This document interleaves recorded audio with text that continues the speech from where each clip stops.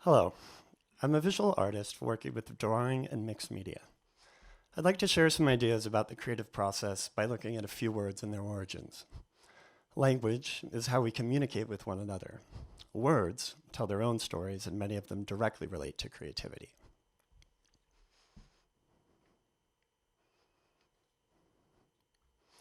Play comes from the Old English word plegen, whose meanings include move rapidly, exercise, or frolic. Its root is the Proto-West Germanic plegoyenen, meaning occupy oneself about. Also the origin of the modern German word pflegen, meaning to take care of or cultivate. We tend to think of play as involving a toy, an instrument, or a game. The goal can be to gain something or just keep busy. In a creative act, the results vary, but the process is very similar to play. It's an act of investigation, a dance with causality, often having exciting outcomes. Through play, an inkling is hatched and grown into a result, sometimes gaining in complexity as it evolves. The sense of the modern German pflegen is an intimate part of that creative process, to take care of or cultivate. It's a joyful thing, but it's rarely without challenges. In about the 14th century, challenge came to mean something one can be accused of, a fault or blemish, and has roots in Old French, where the meaning was slander or opposition. A challenge can be the exciting part of a process, and it can also make a process super annoying. But a process without challenges is probably sleeping. Anyone who's attempted to take care of even the simplest thing can encounter the slanderousness of inadequacy. Call it a constraint, some kind of stuff in the way of it being easy. It can be time, missing puzzle pieces, or maybe just the wrong tools to use. Even if one sees the path towards the desirable outcome, the process of getting there hides its own mischief. There are always variables, and even if you expect a surprise or two, not all of them are pleasant. If that's not enough, you can even challenge yourself. Process offers discovery, but it also makes demands. As of the 11th century, failure means to be unsuccessful in accomplishing a purpose. It came by way of the Old French, where its sense included disappoint, but more crucially from the Latin faere, to trip or cause to fall. Challenges can build and make it hard to move, let alone preserve our balance. Entirely devoid of triumph, failure is one of the most reliable parts of human existence. It's an integral part of the creative process. We may know where we're going and what we're trying to accomplish, but we know we can't see everything on the way there. Most of us simply aren't clairvoyant. Learning to do anything requires us to accept failure as a kind of teacher's assistant. The Latin meaning, to trip or cause to fall, is key here. Falling is the basis of how we ever learn to walk. With our balance at risk, putting one leg in front of the other, and catching ourselves before we hit the ground.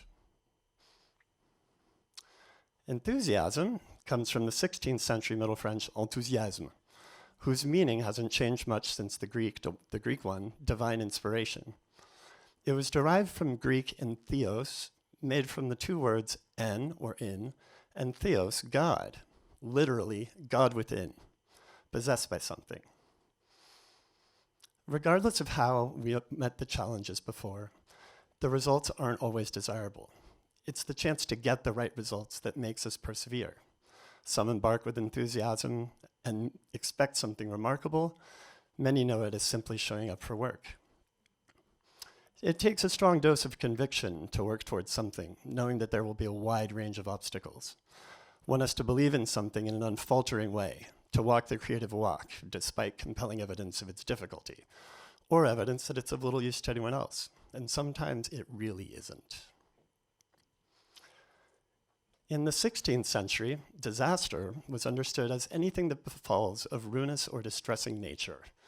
It came to us by way of the Middle French désastre, whose Italian ancestor is a fusion of dis, or ill, and the Greek astron, or star, literally ill-starred.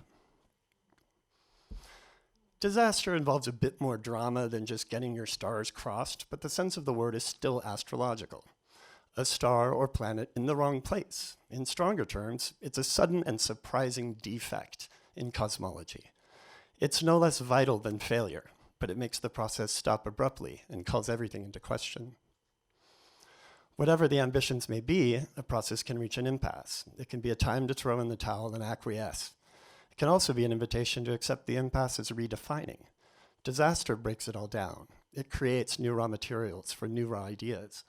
But as we all know, it can be pretty dramatic, devastating even. Courage came to us in the 12th century from modern French, meaning heart and the seat of emotions. Its root, the Latin cor, means heart, and the rage part, well, let's just say that if you're a human being at all, you're probably well acquainted with it. Courage is quite literally the rage of the heart.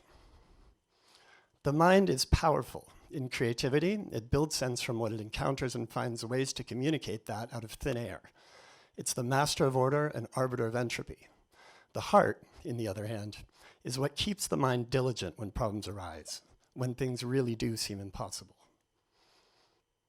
Our minds are naturally curious, but the gravity of the concrete world we share can flatten them into complacency. Courage is a way to reach escape velocity and actively learn. Without it, the mind is limited to what's knowable and derivative, making little room for discovery. Courage turns characters into archetypes. There are always challenges in cultivating a creative process. When we can't adapt, things fail. Enthusiasm can help transcend those failures. Disasters, while heavy, are a chance to improve our methods. We can't begin to draw without the courage to put pen to paper and continue by beginning again. Thank you.